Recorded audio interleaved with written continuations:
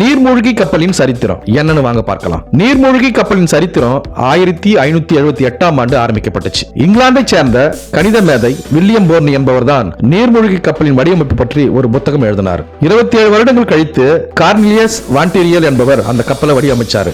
அப்படி உருவான கப்பலை தேம்ஸ் நதியில சுமார் 4 மீட்டர் ஆழத்துல இயக்கி வெற்றிகரமாக சோதனை செஞ்சாரு. முதல்ல ஒரு நபர் பயணம் செய்யக்கூடிய நீர்மூழ்கி கப்பலை டேவிட் புஷ்னல் உருவாக்கினார். இதற்கு கடல் ஆமை என பெயர் சூட்டப்பட்டுச்சு. 1775ல அமெரிக்க ராணுவம் முதல்ல நீர்மூழ்கி கப்பலை கடற்படை போர்ல தாக்குதல் ஆயுதமாக பயன்படுத்திச்சு. உலக அளவுல அதிக நீர்மூழ்கி கப்பலை, அதாவது 65 நீர்மூழ்கி கப்பலை ரஷ்யா வைத்துள்ளது என்பது குறிப்பிடத்தக்கது. ரஷ்யாவை சேர்ந்த டைபூன் வகை நீர்மூழ்கி கப்பல் உலகிலேயே பெரிய ராணுவ நீர்மூழ்கி கப்பலாகும். உலக அளவில் அதிக நீர்மூழ்கி கப்பலை ரஷ்யா வைத்துள்ளது என்பது குறிப்பிடத்தக்கது.